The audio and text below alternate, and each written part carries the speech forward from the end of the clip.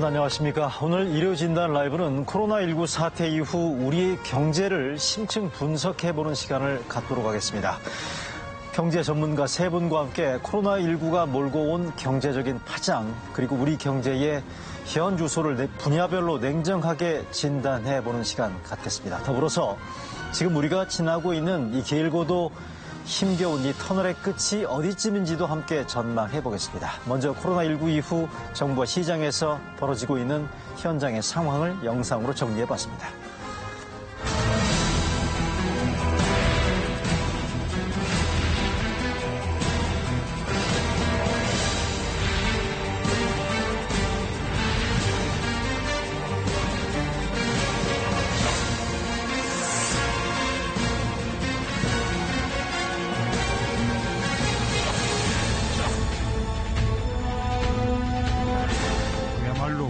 경제 전시 상황입니다.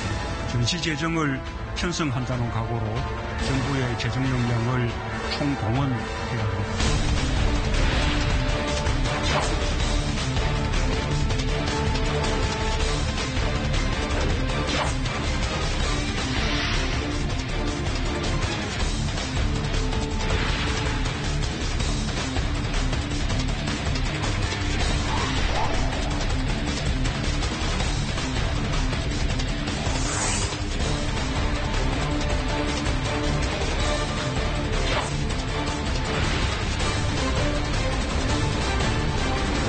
경제 성장률은 지난 2월의 전망치보다 크게 낮아진 마이너스 0.2%로 예상됩니다.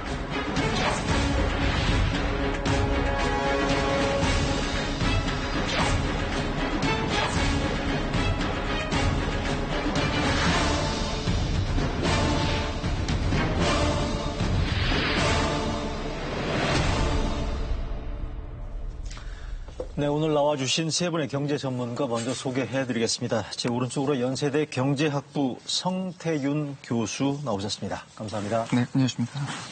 네, KDI 한국개발연구원의 강동수 연구부원장 모셨습니다. 안녕하세요. 안녕하세요. 네, 이어서 경북대 경제통상학부 최한수 교수 나오셨습니다. 감사합니다. 예, 안녕하세요. 네, 세 분 시간 내주셔서 감사드리고요. 먼저 오늘 현재 코로나19와 관련된 경제 진단해보는 시간인데요. 지금의 경제 상황이 얼마나 심각한지부터 질문을 드려볼까 하는데요. 지금 수출, 소비, 투자 다 안 좋다는 거 아니겠어요? 경제가 참 어려운 상황인데 이게 지금 어느 정도 상황인지 시청자분들 이해하기 쉽게 98년도 IMF 외환 위기 그리고 2008년 리만 쇼크 금융위기 때하고 비교했을 때 지금의 경제 상황이 어느 정도로 심각한지부터 먼저 진단을 해주십시오. 일단 최근 상황은 가장 어려운 점이 글로벌 금융위기 2008년도 때랑 다른 부분이 당시는 금융시장에 주로 문제가 생겼기 때문에 금융시장의 문제를 해결하면 상당 부분이 진정화될 수 있는 상황이었습니다. 그래서 미국의 연방준비제도 이사회를 중심으로 해서 매우 강력한 통화정책을 실시했고요. 우리가 알고 있는 것처럼 양적 완화를 통해서 금융기관의 문제를 해결하고 그 과정을 통해서 경제를 어느 정도 안정화시킬 수 있었습니다.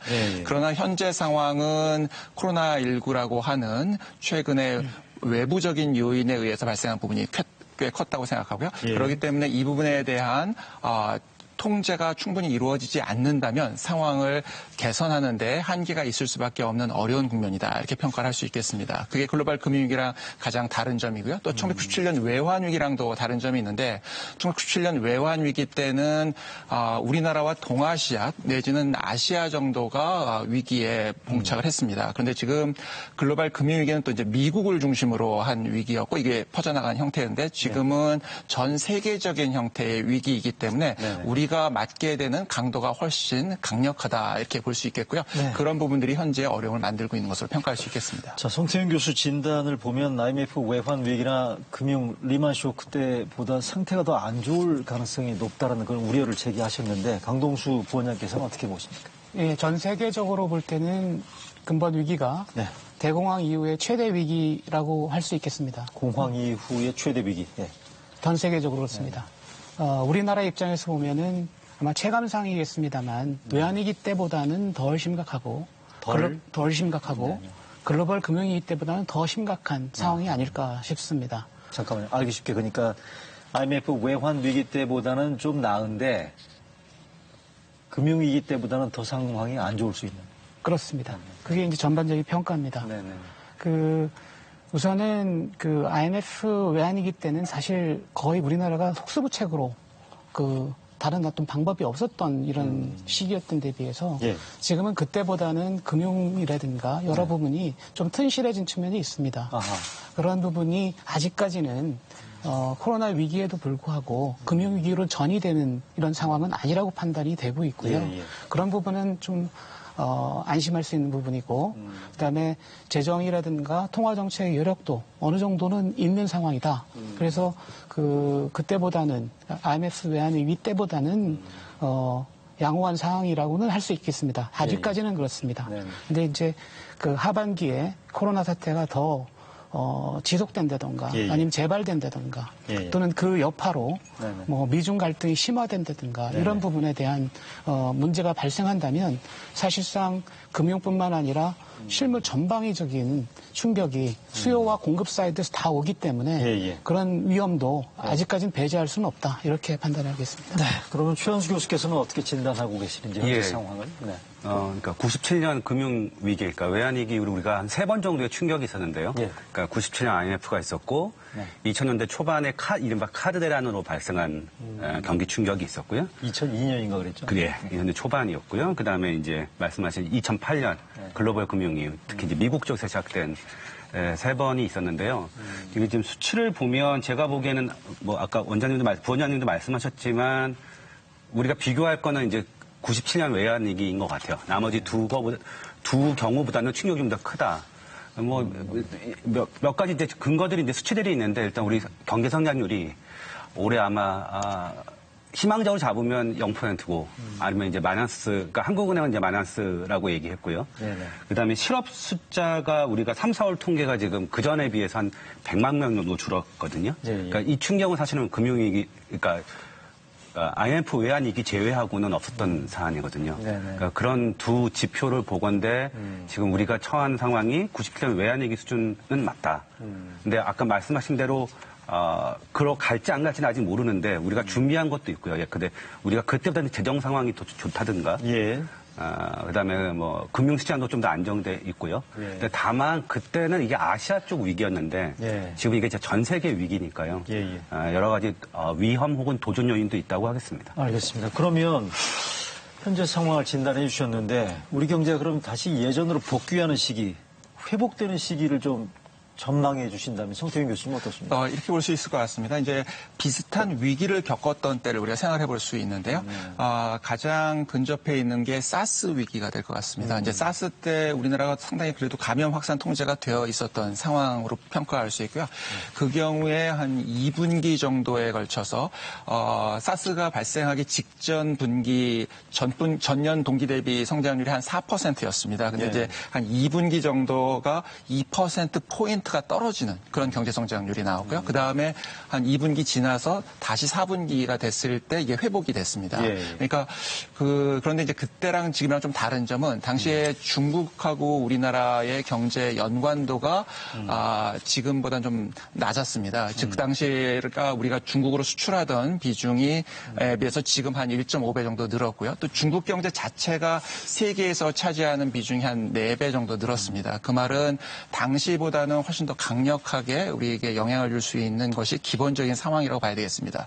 우리는 이제 일반적으로 대면 소비가 지금 안 되는 부분이 분명히 있습니다. 이제 거리를 다니면서 소비를 하기가 좀 어렵기 때문에. 근데 이제 대면 소비는 생각보다 이 감염 확산 자체가 사회적 거리 두기가 어느 정도 완화되면 곧 회복을 시킬 수가 있습니다. 상대적으로는. 근데 이제 문제는 이 국제 무역상에서의 어려움은 이 지금 말씀드렸던 기간보다 상당히 진행될 가능성이 있고요. 오케이, 알겠습니다. 비슷한 예로 에볼라 바이러스에서 상당히 이제 타격을 입었던 국가들이 있는데 이 국가들이 무역이 막히게 되니까 뭐 라이베리아, 시에라리온 이런 나라들이 예를 들면 시에라리온 같은 나라는 뭐 한 20% 경제 성장하던 나라도 마이너스 20%까지 떨어지고 이러거든요. 그러니까 이 충격은 조금 더 강하게 지속될 것으로 봐야 될 것 같습니다. 어쨌든 이게 회복이나 반등이나 이런 거는 결국 최대 변수는 코로나19 바이러스가 퇴치되는지 여부에 달려있다고 볼 수 있겠는데 강동수 부원장께서도 보시기에도 얼마나 이게 회복 시기가 앞당겨질지는 가늠하기 쉽지 않은 거죠. 네, 그렇습니다. 네.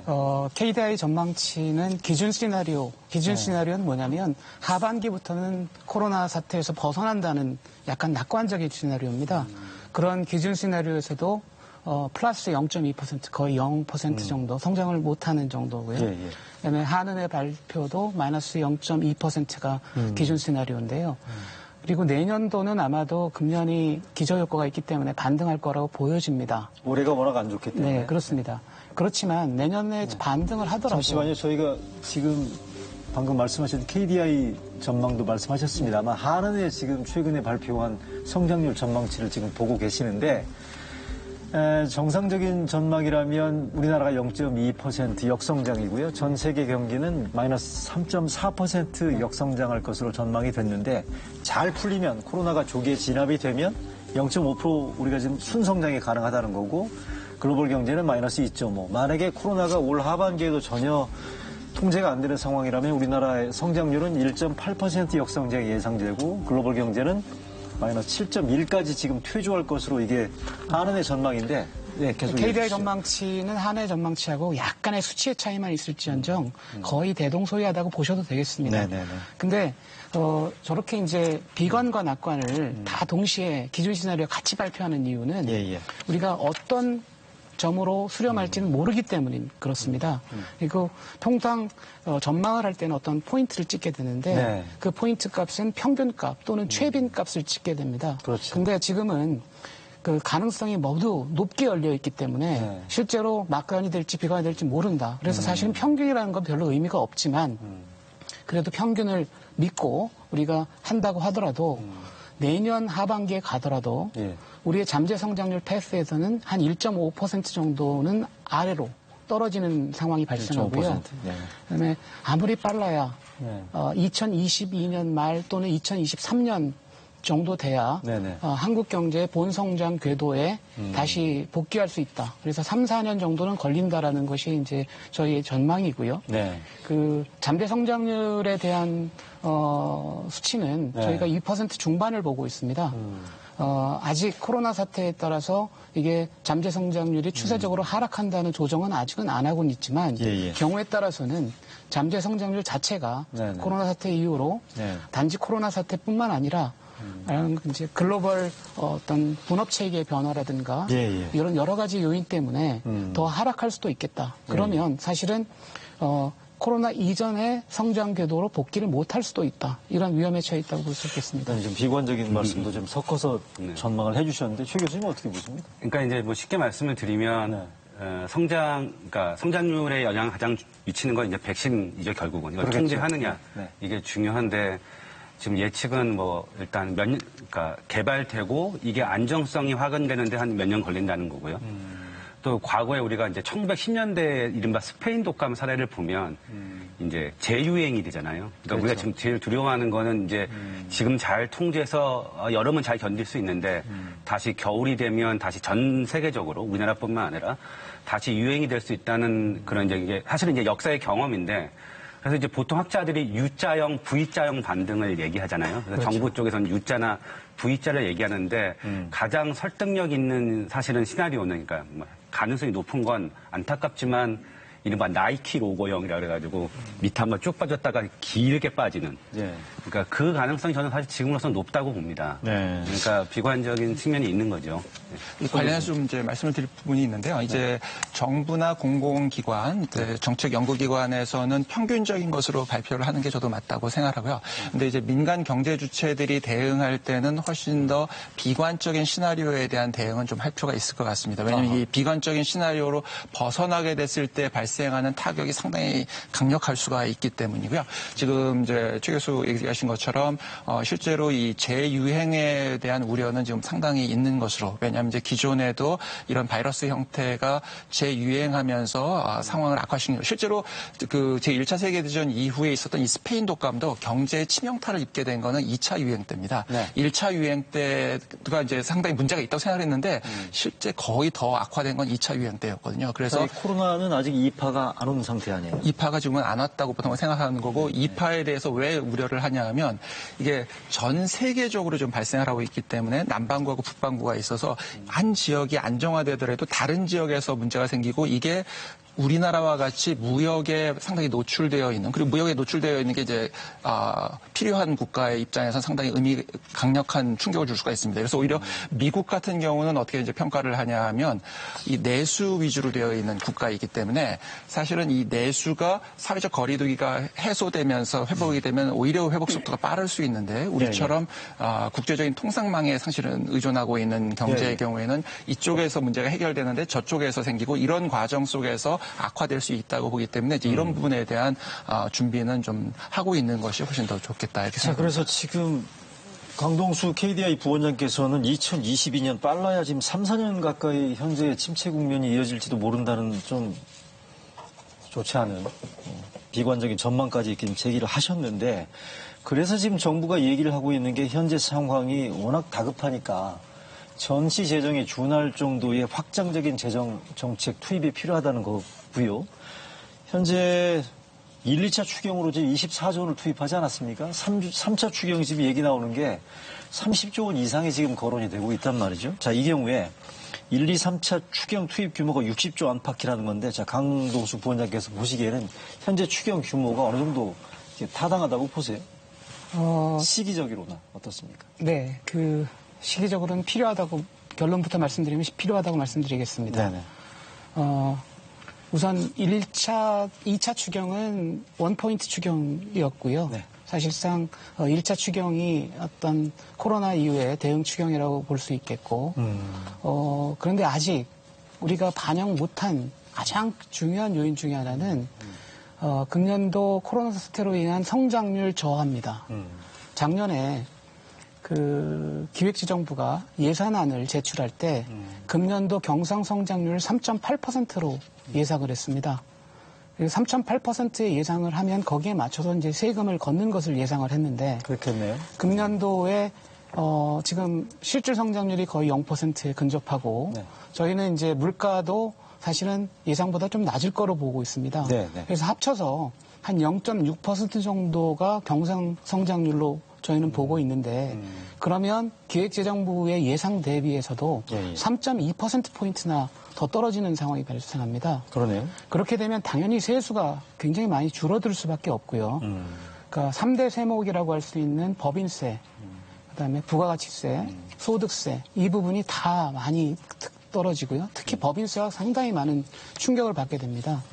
저희들의 예측으로는 대략 봐도 20조에서 25조 정도의 세수 부족이 성장률 저하로 발생할 수 있다라고 보고 있는데 만약 이 부분이 별도의 세입 경정용 추경이 없다면 당초에 예정됐던 재정 지출도 할 수 없는 수준이 됩니다. 네. 그래서 적어도 세입 경정용 추경을 10조에서 15조 정도는 해야 될 것이다. 잠깐, 3차 추경 플러스 알파가 필요하다는 말씀. 3차 추경 내에 세입 경정이 중요한 항목이 돼야 된다는 말씀입니다. 3차 추경 안에 그게 들어가야 된다고. 예. 근데 정부에서는 지금 얘기 나오는 게 보면 세출 구조 조정, 그러니까 돈 쓰임세에 대한 우선순위를 조정하는 걸로 일단 맞습니다. 막겠다는 거거든요.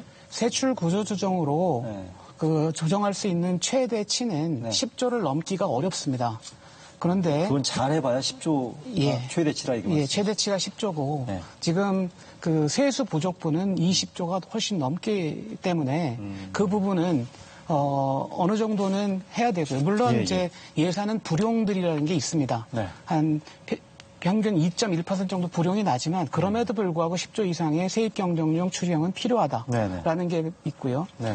그다음에 정부가 여러 가지 이제 긴급 재난 대책으로 많은 것을 발표했습니다만 아직 예산이 투입되지 않은 것이 많습니다. 예를 들면은 구조 조정을 위해서 또는 중소기업 지원을 위해서 각종 출자, 산은이나 수은에 대한 출자라든가 아니면 보증기관에 대한 출연 이런 부분들도 들어가야 되고요.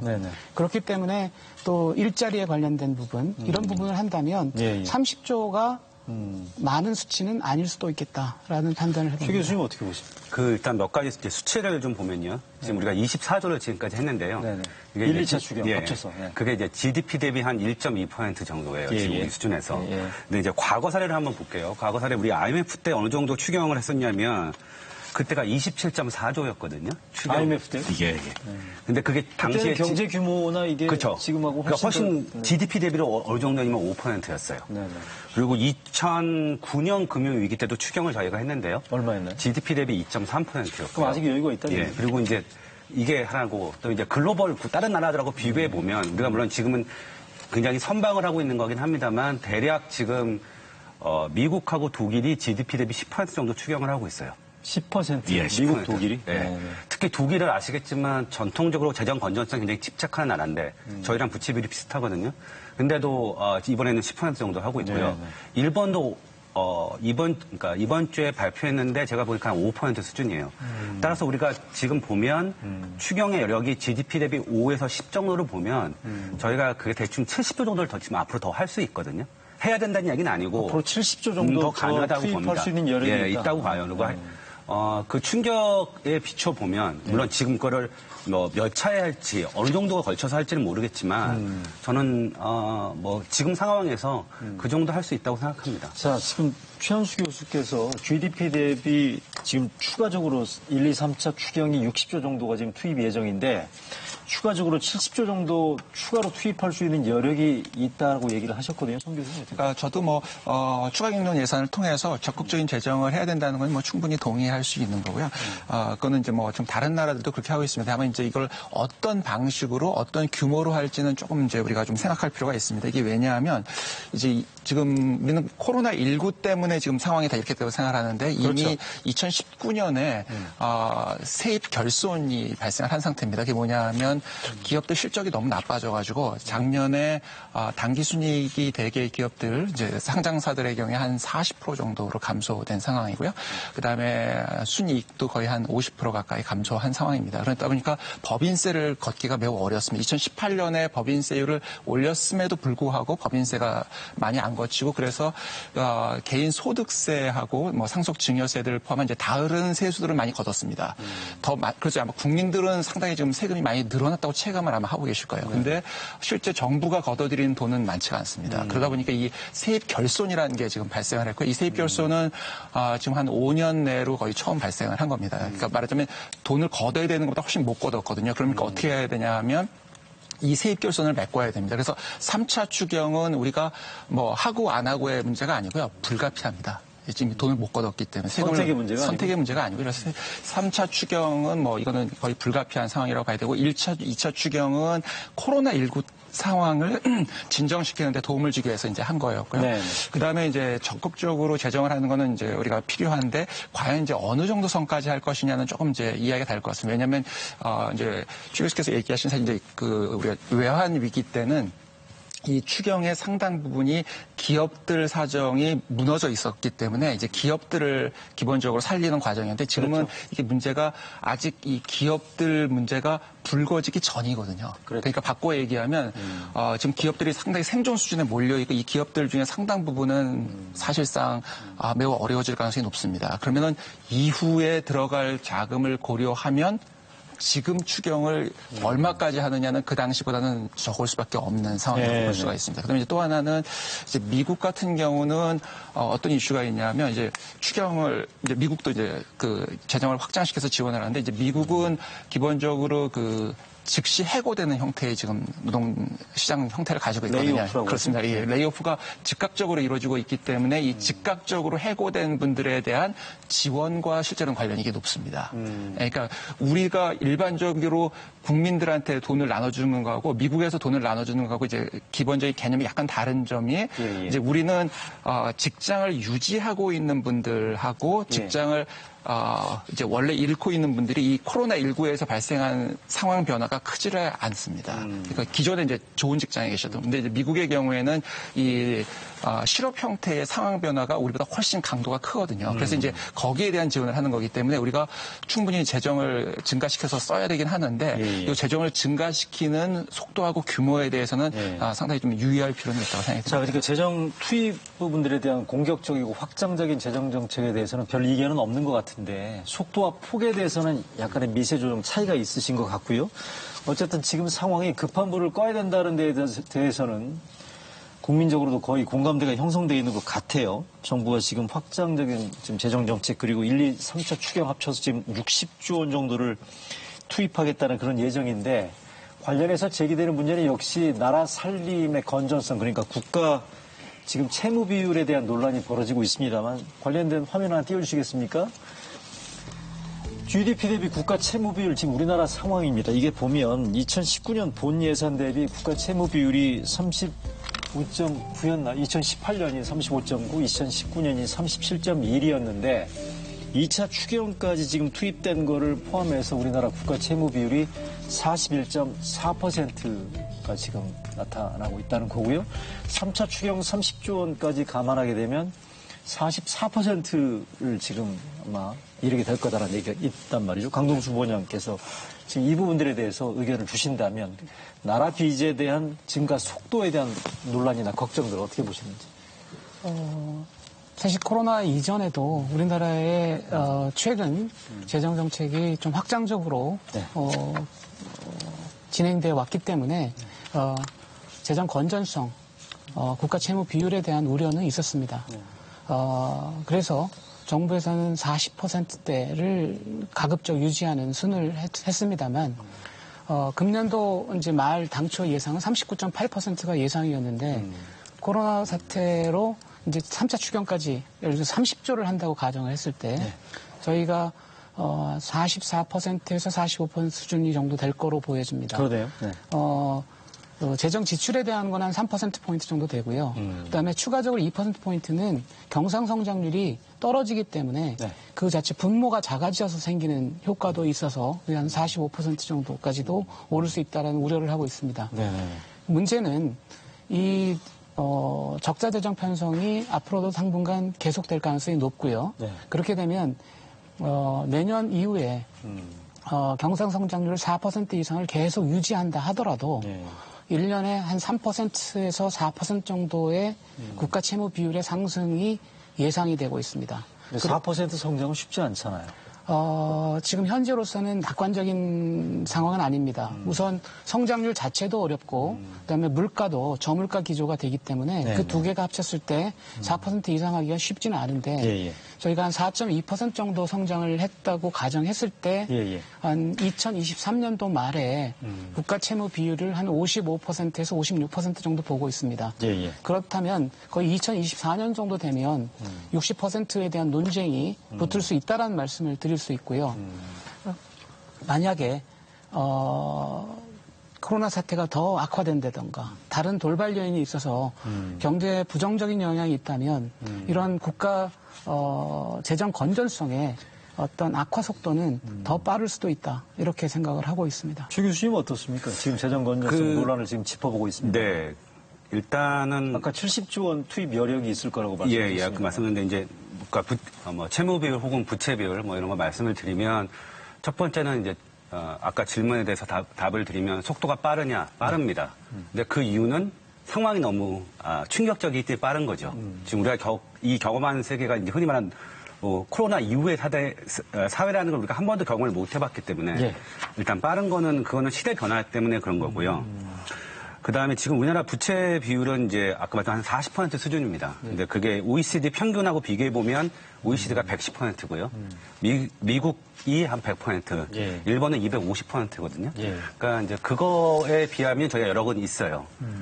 그리고, 더 중요한 사실은, 그러니까 결국 이제 채무 크기나 규모의 걱정을 저는 할 필요는 없다고 봐요. 그러니까 여러 가지 이유가 있는데 첫 번째는 정부가 지금 시기에 재정 건전성을 얘기하는 건 불필요하게 국민들로 하여금 약간의 불신을 갖게 해요. 무슨 말이냐면 정부는 재정을 건전하게 유지해야 되는 이유는 그 자체가 흑자를 내는 게 목적이 아니라 이런 식의 쓰라고 우리가 재정을 평소에 튼튼하게 만드는 거죠. 그러니까 예. 경기가 안 좋을 때 일반인은 허리띠를 졸라매지만 정부는 오히려 허리띠를 풀고 막 쓰라는 게 사실은 정부의 역할입니다. 따라서 재정 건전성을 강조하는 게 전 뭐 그런 의도는 아니겠습니다만 자칫하면 그러니까 정부의 책임을 방기하겠다 이렇게 들릴 수도 있고요. 별로 좋은 건 아닌 것 같고 이제 제가 말씀드리고 싶은 건 우리가 금융위기, 그러니까 97년 금융위기를 굉장히 빠르게 극복을 했어요. 그건 다 잘 아실 건데 97년 금융위기 당시에 우리나라 그 부채 비율이 10%가 안 됐어요. GDP 대비. 근데 끝나고 나서 그러니까 금융위기가 한 2000년대 초반 정도에 전개가 됐었는데 그때 한 2배쯤 올랐습니다. 그러니까 어떻게 보면 부채 비율로 보면 많이 오른 거지만 사실은 우리가 그때 지출하지 않았으면 그 위기가 굉장히 오래 갈 수도 있었죠. 따라서 저는 지금 시기에 부채 비율은 지금 이렇게 왜냐면 제가 지금 미국의 문헌들을 언론을 보면 미국이 이제 100%가 넘었고요. 이미 부채 비율이. 알겠습니다. 그리고 지금 천문학적 돈을 쓰고 있는데 그 자체를 걱정하는 건 그렇게 많지 않아요. 근데 이제 그 관련된 반론이나 논란 가운데 하나가 과연 우리나라가 미국이나 일본의 부채 비율과 평면적인 비교가 적절한 건지에 대한 얘기들이 있지 않겠어요? 네, 그 좀 이제 말씀을 드리면 저도 뭐 국가 부채를 어떤 40%에 딱 메꿔야 된다 이렇게 생각하지는 않습니다. 사실은 이제 우리가 이렇게 어려울 때는 정부가 적극적인 역할을 해줘야 되고요. 그러기 위해서는 이제 부채 비율이 어느 정도 늘어날 수 있다고 생각합니다. 근데 역시 아까 말씀드렸던 논의랑 비슷하게 속도를 어떻게 늘릴지에 대한 통제 장치가 사실은 필요한 건 사실입니다.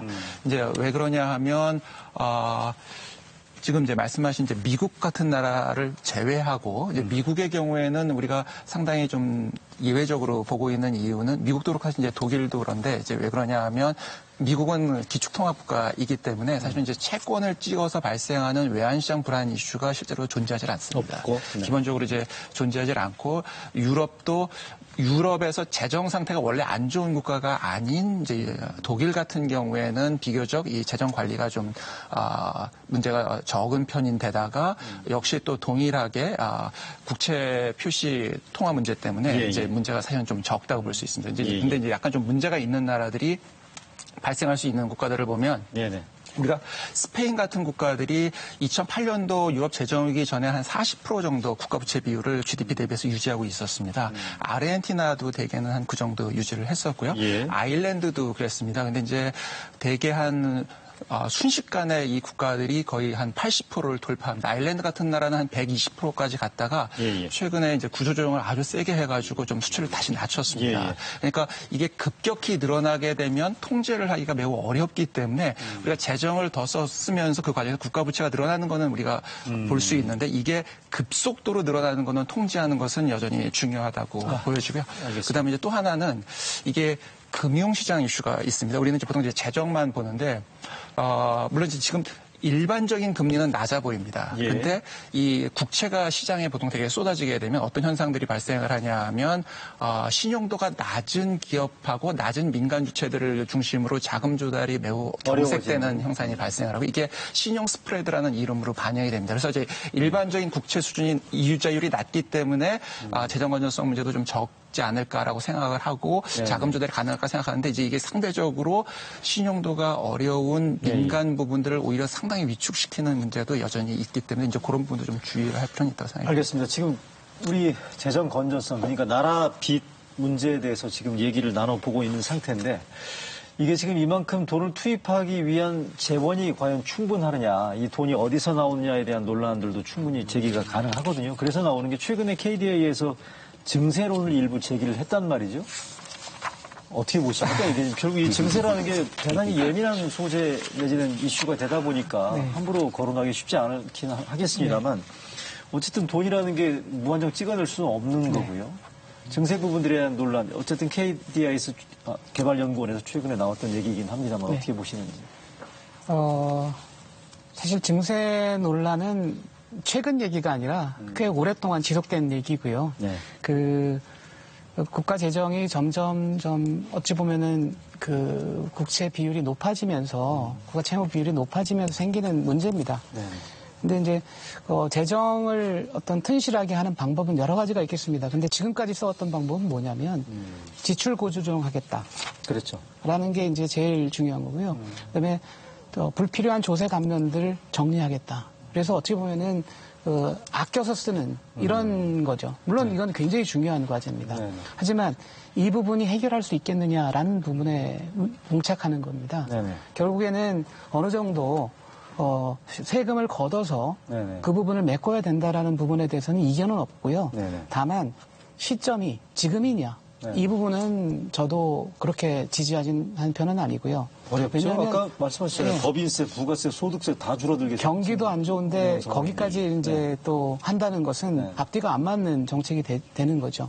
그러니까 어느 정도 경기가 회복되면 그동안 굉장히 금시시되었던 회복되면? 회복되는 기미가 보여서 어느 정도 안정화되면 네네. 그때부터는 증세 논의를 시작해야 된다라는 이런 의미로 이해하시면 될 것 같고요. 네네. 또 하나 이제 그 재정 건전성을 튼실하게 하는 방법 또는 튼실하지는 않지만 지속 가능하게 하는 방법은 뭐냐면 국채 발행 금리를 자꾸만 낮춰서 실제 이자 비용이 안 발생하게 하는 방법입니다. 이게 이제 일본이 하는 방법이고요. 네. 이게 양적 완화 개념이죠. 양적 완화를 통해서 얻을 수 있는 효과 중에 하나입니다. 네네. 양적 완화 그 자체는 아니지만. 네네. 근데 많은 경우에 이런 어떤 전시라든지 예. 아니면 재앙이라든지 이럴 때 재정이 굉장히 많이 큰 역할을 하다 보니까 예. 채무가 늘어납니다.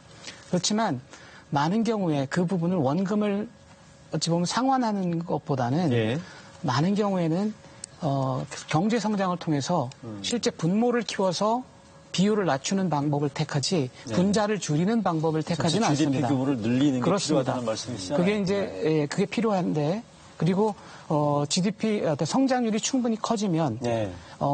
이자보다 충분히 커지면 예, 예. 아무런 문제가 없지 않느냐 이런 것이 이제 아마 이제 확장적 재정론자의 예, 예. 중요한 어떤 논건데 문제는 뭐냐면 영원무공 그 성장률이 이자율을 높게 갈 수는 없다는 점입니다. 예. 성장이 계속 높다 보면은 저축보다는 투자 수요가 많다는 얘기고 투자 수요가 늘어나면 금리가 상승하기 마련이거든요. 예, 예. 그래서 일시적으로는 그러니까 몇 년 동안은 이런 정책이 유효하지만 중장기적으로는 유효하지 않기 때문에 그렇기 때문에 세금을 통한 예. 어떤 재원 조달이 필요하다는 말씀이고요. 네. 이 부분은 시점의 문제지만 지금 네. 당장 금년 내년에 이렇게 착수하자 이런 말씀을 드리는 것은 아니라고 KDI에서 이해하시겠습니다. 나왔던 증세론 제기는 결국 원론적인 얘기로 치환시켜도 괜찮겠네요.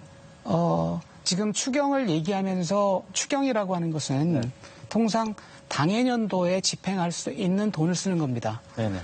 우리가 만약에 중장기적으로 쓸 것 같으면은 내년에 본 예산에 담으면 되는 것이거든요. 예, 예. 추경은 전적으로 금년 내에 집행할 수 있고 언제든지 되돌릴 수 있는 대상이 추경인데 증세는. 네. 증세는 어찌 보면 중장기적으로 길게 가는 거지 않습니까? 알겠습니다. 그렇기 때문에 이 부분을 같이 등가로 보시면 안 되고 역시, 예. 재정 건전성이라는 관점에서 보시면 되겠습니다. 최현수 교수님도 역시 이 부분들에 대해서는 공론화 과정이 반드시 선행돼야 된다. 증세 논의. 근데 아까도 말씀하셨지만 저도 조금 지금 증세 얘기를 끊을 건 약간 번지수가 좀 틀린 것 같아요. 네. 일단은 우리가 핵심은 그러니까 부채 우리가 과거에 IMF 때도 그랬고 2008년에도 그랬고 예. 저희가 이 부채비를 낮출 수 있었던 거의 핵심은 필요할 때 써서 이후에 반등 속도가 되게 빨랐어요. 경제 성장이. 예. 그래서 말씀한 대로 분모가 커졌기 때문에 부채 비율이 작아진 거거든요. 예, 예. 그래서 저는 지금 시기에 아까도 계속 말씀드리지만 부채 비율에 집착하는 건 바람직하지 않고요. 예. 중요한 건 어떻게 쓰는가는 사실 저희가 관심을 둬야 돼요. 그리고 뭐 말씀하신 효율성 부분도 다 같이 해야 됩니다만 지금은 이제 정부 지출의 효율성 항목을 어떻게 보는가가 중요하고요. 예. 하나 말씀을 드리면 우리가 IMF 때요. 기억하실지 모르겠습니다만 공적 자금이라는 게 있었어요. 그렇죠. 그게 69조를 썼거든요. 근데 47조를 저희가 회수를 못했어요.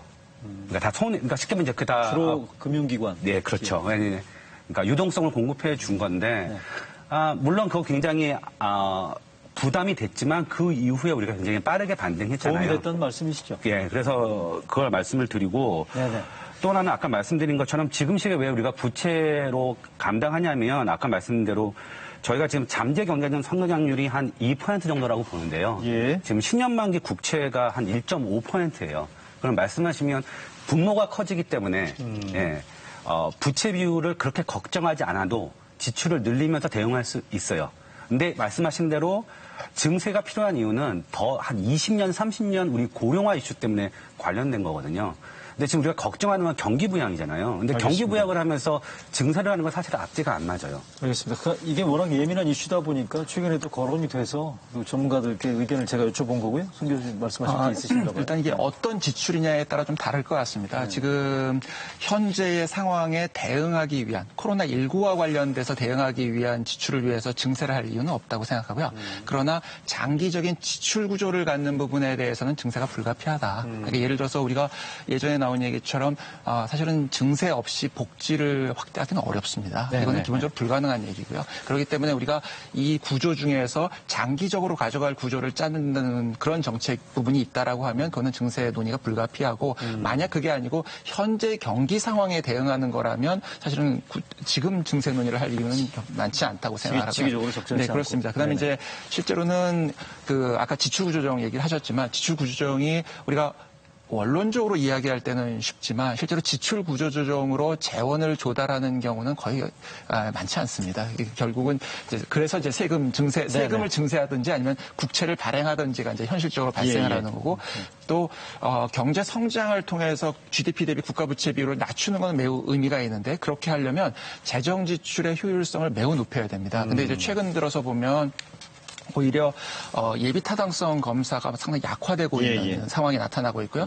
뭐 KDI에서 나오셨지만 예전에는 이제 KDI에서 예비 타당성 검사를 말하자면은 통과를 해서 했는데 이게 이제 기관들이 되게 이제 분산이 되게 되면 예비 타당성 검사가 보통 통상적으로 약해진다고 느슨해지고 생각합니다. 있다는 말씀이시잖아요. 그래서 이게 약해지고 그다음에 예산이 늘어나는데 이제 전체 예산이 어느 정도 늘어날지에 대한 통제가 안 된 상태에서 하게 되면 역시 이제 뭐 정치적인 이해관계나 이런 부분에 의해서 본인이 관련된 쪽으로 이걸 쓰고 싶은 욕구는 누구나 갖게 되고요. 그 부분이 불필요하게 비효율적인 지출을 만들어낼 수 있는 여진이 있다고 생각합니다. 알겠습니다. 예, 지금 증세까지 얘기를 해봤고요. 재정 문제, 성장률 다 지금 언급을 해봤습니다만 최근에 국민적인 이슈를 이번에 좀 다뤄볼까 하는데요. 긴급 재난지원금 얘기를 해보겠습니다. 재난지원금이 풀리고 꽤 됐죠. 아직도 논란은 근데 여전합니다. 효과에 대한 평가도 엇갈리고 있습니다. 관련해서 KBS 서영민 기자가 분석한 재난지원금 효과 리포트 먼저 보시겠습니다.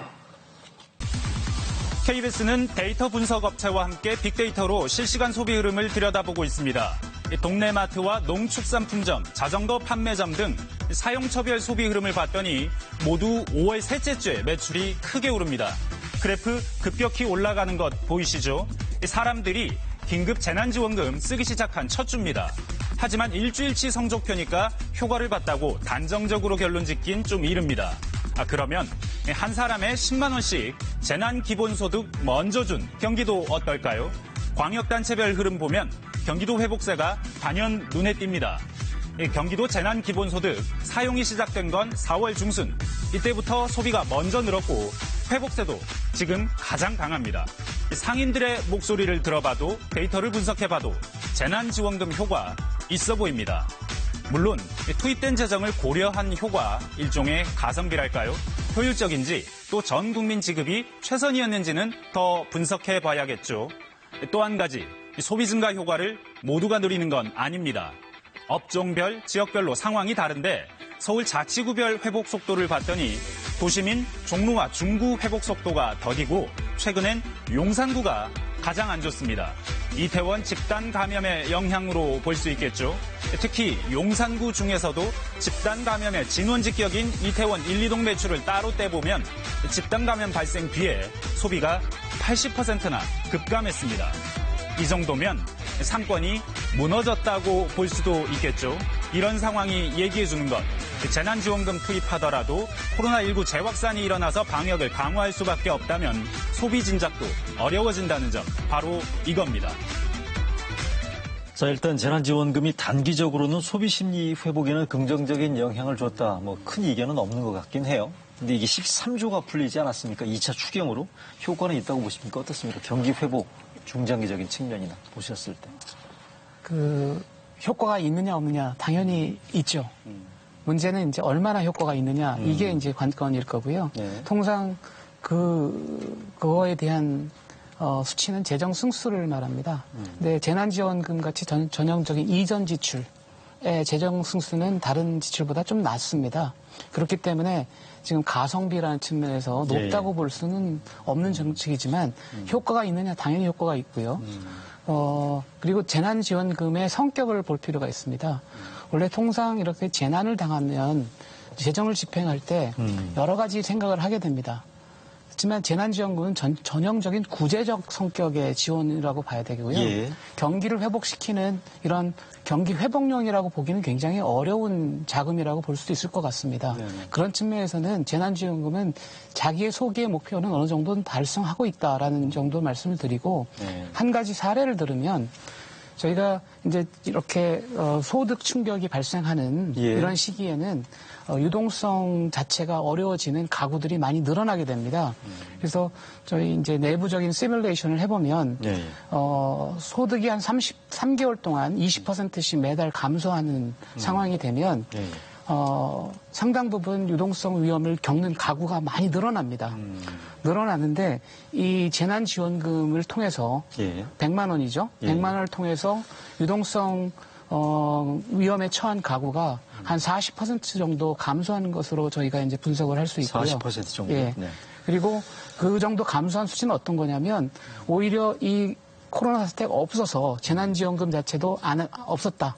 이 상태보다도 오히려 유동성 위험에 처한 가구 수가 예, 예. 오히려 적어지는 네네. 이런 정도 수준이거든요. 네네. 그렇다면은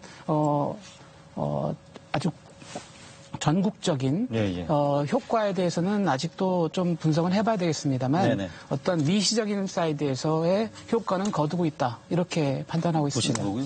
최 교수님께서는 어떻습니까? 이거 예. 추가적으로 한 번 더 줘야 된다고 보세요? 그건 좀 어려운 문제인 것 같아요. 그러니까 그거는 뭐 논리적 문제는 아니고요.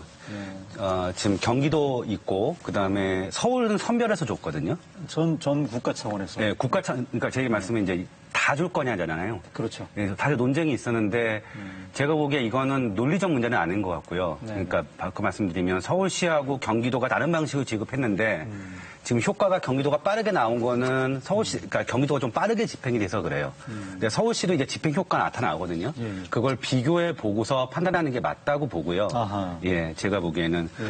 그 다음에, 사실은 이제 약간, 학자들하고 어떻게 보면 정치권이나 언론하고 차이가 있는 게 지금 시에 우리가 전 국민한테 돈을 준다는 거는 예. 사실은 소비를 진작한다기보다는 감소한 소득에 대한 일종의 사회보험 기능으로서의 현금을 지급해 주는 겁니다. 다 줄 때는.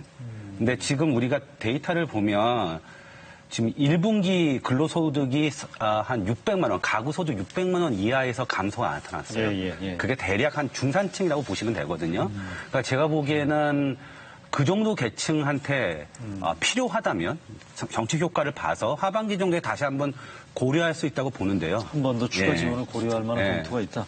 자, 이번 그 코로나 재난 지원금, 긴급 재난 지원금과 관련해서 전 국민 기본 소득에 대한 논의가 지금 아직 촉발된 건 아닌 것 같고요. 최근에 뭐 일부 정치권에서 보니까 김종인 미래통합당 비대위원장이 1호 정책으로 이걸 내건다는 얘기도 지금 나오고 있고요. 전 국민 기본소득제에 대한 논의가 지금 뭐 임박했다라고 해도 과언이 아닐 것 같은데 어떻습니까? 요거는 제가 세 분께 공의 질문을 드려야 될 것 같습니다. 이게 필요하다고 보시는 건지, 그 다음에 논의할 타이밍이 됐다고 보시는 건지 어떻습니까, 선 교수님? 지금 이제 이 긴급 재난지원금이 나오면서 네. 이름을 기본소득이라고 했기 때문에 그렇지만 사실은 이제 앞에 분들이 얘기하신 것처럼 이건 사실은 기본소득하고는 별개의 문제로 그렇죠. 저는 생각이 들고요. 이건 재난과 관련된 지원을 한 건데 재난과 관련된 지원은 효과 측면에서는 역시 소득이 낮고 취약계층들 또 자영업자분들 이런 예. 분들한테 지원하는 게 효과는 훨씬 큽니다. 왜냐하면 기본적으로 전 국민한테 나눠줬을 때 물론 사용된 돈의 효과는 있지만 예. 결국은 이게 기존에 원래 하려던 소비를 이거로 대체하는 문제냐 아니면 또는 미래에 쓸 거를 지금 그냥 당겨 쓰냐의 문제인 분들이 있고 이분들은 이제 소득이 되게 높은 분들이거든요. 그래서 이제 이런 분들한테 지원하는 거는 효과가 적은 건 사실입니다. 근데 이제 실제 효과를 내기 위해서는 취약계층들한테 주는 거는 상당히 효과가 있습니다. 예, 그다음에 우리가 최근에 자영업자들이 많이 어려웠기 때문에 이 자영업자분들한테 대한 지원도 의미가 있습니다. 물론 소득이 높은 분들한테 줘서 자영업자한테 가는 거 아니냐 이렇게 생각하시는 분들도 있는데 이제 그 부분은 그렇지가 않은 게 예. 그분들은 원래 소비하려던 거를 하는 거기 때문에 실제로 이거에 의한 추가 효과로 보긴 좀 어렵습니다. 예. 다만 아까 화면에서 보인 것처럼 돈을 주니까 효과가 나타났다고 하는데 제가 보기에 그거는 이 재난지원금 자체 효과보다는 그 무렵에 사회적 거리두기가 완화됐습니다. 그래서 사회적 거리두기가 사실상 완화되면서 대면 소비 자체가 가능해졌거든요. 예. 그게 더 효과가 더 있었던 것으로 보이고 다만 이제 거기에 자금이 이제 지원됐다라고 평가를 하는 게 맞을 것 같습니다. 자, 전 국민 기본소득세. 그다음에 이제 기본소득제는 원래 이제 기본소득제가 나온 배경 가운데 이제 원래 출발은 실제로 이게 흔히 말하는 좀 보수적인 이제 출발이 있습니다. 이게 왜 보수적인 출발이냐 하면 기존에 존재하던 사회복지 시스템이 효과적이지 않기 때문에 예. 이 사회복지 시스템을 정리해가는 과정에서 기본소득을 줘서 이분들이 돈을 마음대로 쓰게 해주자라는 그런 관점에서 출발한 논의가 훨씬 더 강했거든요. 예, 예, 예. 그러니까 우리가 이 기본소득제를 우리나라에서 논의를 할 때 과연 그런 관점에서 논의를 할 것인지 아니면 기존에 주고 있던 복지 체계는 그대로 두고 그렇죠. 사실상은 그냥 현금을 더 주는 형태로 갈 것인지에 따라서 그게 완전히 논의는 다르다고 생각이 핵심적인 아마 시각차 내지는 변수가 될 것 같은데 어떻습니까? 강동수 부원장께서 전 네. 국민 기본소득제에 대한. 네, 저도 비슷한 의견입니다. 기본소득제는 기본적으로 한국의 복지 체계를 어떻게 설계할 것인가에 대한 안이 나온 다음에 어떤 구체적인 실행 어떤 계획의 일환으로서 검토해야 되는 문제라고 생각되고요. 그리고 만약에 필요하다면 필요한 이유는 지금 현재 진행되고 있는 디지털화의 가속화가 불고 올 경제사회의 변화에 예. 따라서는 기본소득제 논의가 좀 진지하게 검토될 필요는 있겠다라는 생각이 듭니다. 왜냐하면 디지털화라고 하는 것은 결국에 노동 생산성이 비약적으로 발전하는 현상을 의미하는데요. 네. 노동 생산성이 발전하게 되면 대량의 기술 실업이 발생하게 됩니다. 일을 못하는 사람이 전 국민의 상당 부분이 차지하게 됩니다. 산업 간의 마찰로 인해서. 그러니까 새로운 어떤 산업이 발생하지 않는 이상은 네네. 기존에 있는 그만큼의 수요가 필요 없기 때문에 예, 예. 생산 여력은 있으나 네. 그렇게 고용할 필요도 없고 투자할 필요도 없는 상황이 발생하는데 이분들을 받아줘야 된다는 거고. 예, 그렇죠. 그렇게 되면 한 전 국민의 극단적으로 보면 20, 30%도 실업 상태에 빠질 수가 있게 되는데 네네. 그러면 누구는 일하고 누구는 실업이냐 이런 문제가 되는 것이 예, 예. 되고요. 네네.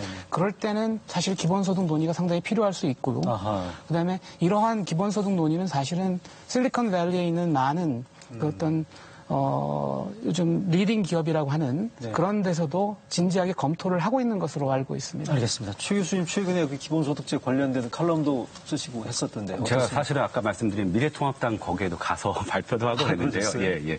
그러니까 저도 결론부터 말씀을 드리면 네. 지금 시기에 기본소득 논의하는 건 증세랑 비슷합니다. 그러니까 번지수가 좀 안 맞습니다. 그렇군요. 예. 그러니까 지금 사람들이 기본소득이라고 생각하는 건 결국 우리가 한 번도 국가가 이런 시기에 국민한테 현금 형태의 복지를 지출해 본 적이 없어요. 네. 그렇기 때문에 사람들이 이걸 기본소득이라고 생각하는데 기본소득하고는 이건 다릅니다. 지금 저희가 재난지원금으로 준 건 예. 일종의 그러니까 실업급여 같은 겁니다. 근데 선별하는데 시간이 많이 걸리기 때문에 준 거죠. 다 준 거죠. 그래서 이건 기본소득 논의랑 연결이 되면 굉장히 논의가 복잡해지고요. 예. 그래서 제 생각에는 지금 시기에 또 하나 재기본소득 논의가 의미가 없는 게 지금 재정을 써야 되는데 가장 필요한 부분은 고용과 관련된 부분이거든요. 예. 특히 고용 관련된 기업이나 자영업자들에 대한 자금 지원을 해줘야 되는데 네네.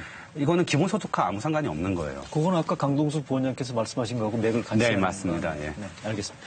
자, 저희가 재정 얘기해봤고, 성장률 얘기해봤고, 추경 얘기해봤고, 재난 기본소득까지 얘기를 해봤습니다. 자, 저희가 지금 정해진 시간이 거의 다 돼서 마지막으로 세 분께 짧게 이 시점에 이 경제 위기를 극복하기 위해서 정부 쪽이 됐든 그러니까 꼭 필요한 절실하게 필요하고 요청되는 게 뭔지 먼저 성태윤 교수 말씀해 주시죠. 네, 현재 한국 경제는 이제 코로나19에 의한 상당한 어려움을 겪고 있는데 이제 코로나19가 오기 전에도 여러 가지 어려운 이슈들이 발생한 상태였습니다. 예. 그리고 제가 보기에는 그 부분들이 일부는 정책적인 부분도 있고 기술적인 변화와 관련된 부분도 있습니다. 그래서 이제 그런 부분에 관련된 부분에 대해서 정책적인 궤도 수정도 제가 보기에는 필요하다고 생각이 들고요. 그리고 코로나19로 인해서 어려움을 겪는 분들에 대한 지원 체계도 필요하다. 그리고 그런 관점에서 보면 결국은 일자리가 사라지고 해고의 위험에 노출되는 게 제가 보기엔 가장 큰 위험입니다. 그래서 결국은 어떻게 하면 우리가 이제 자영업자분들도 그렇고 그다음에 기업들도 기본적으로 좀 살아갈 수 있도록 만들어줄 것인가에 대한 논의를 하고 거기에 지원을 초점을 두는 것이 맞다. 그러니까 재정을 쓰지 말라는 이야기는 아니지만 재정을 쓰는데 재정이 기본적으로는 기업들이 살아서 이 기업들이 일자리를 유지시켜줄 수 있도록 만들어가는 과정. 그 과정을 만들어가는 게 제가 보기에는 중요하다고 생각하고요. 아까 이제 부원장께서 얘기하신 것처럼 기술적인 변화에 의해서 어려움이 생기는 부분들이 있습니다. 그러나 반대로 또 역시 다른 부분들이 새롭게 생겨나야 되는데 그렇게 새롭게 생겨나기 위해서는 규제의 전반적인 시스템에 대한 새로운 재검토가 필요하고요. 그래야만 새로운 일자리도 만들어질 수 있다 이렇게 생각이 듭니다. 네, 이어서 KDI 강동수 부원장. 네. 예, 코로나 이후에는 코로나 이전 세계로 못 돌아간다 이런 얘기가 있습니다. 그렇다면 코로나를 어떻게 적극적으로 활용할 수 있겠는가를 생각해 보는 것이 중요하다고 생각합니다. 사실 불가피했지만 온라인 교육이라든가 어떤 원격 진단이라든가 이런 그동안 어떤 이해관계대의 어떤 상충 문제로 우리가 진입을 못했던 어떤 이런 시도들이 코로나 사태를 계기로 한번 해보는 실험을 해봤습니다. 이런 실험은 사실은 기술 발전의 사회적 수용성을 높이는 데 굉장히 크게 기여한다고 생각합니다. 그렇다면 이런 것을 계기로 좀 더 디지털화라는 어떤 경제 전반적인 트렌드에 맞춰서 저희가 가속화할 수 있는 정책적인 변화, 그다음에 재정 지출도 거기에 맞추고 그다음에 규제 개혁도 같이 가는 이런 정책이 필요하다고 생각합니다. 마지막으로 최원수 교수님. 그러니까 저는 정부랑 정치권한테 하나씩 당부하고 싶은데요. 짧게요. 정부는 핵심은 일자리와 소득을 보호하겠다는 얘기를 하는 게 좋을 것 같아요. 재정건전성 얘기보다. 그리고 국회는 사실은 전폭적으로 합의를 해줘야 됩니다. 그러니까 우리 재난지원금 갖고도 굉장히 길게 끌었잖아요. 알겠습니다. 지금 그럴 시기가 아닙니다. 자, 세 분 말씀 여기까지 듣겠고요. 오늘 1시간 동안 수고 많으셨습니다. 고맙습니다. 네, 이뤄진 날 라이브 오늘은 저희는 여기서 물러가겠습니다. 시청해주신 여러분 고맙습니다. 다음 주에 다시 찾아뵙겠습니다.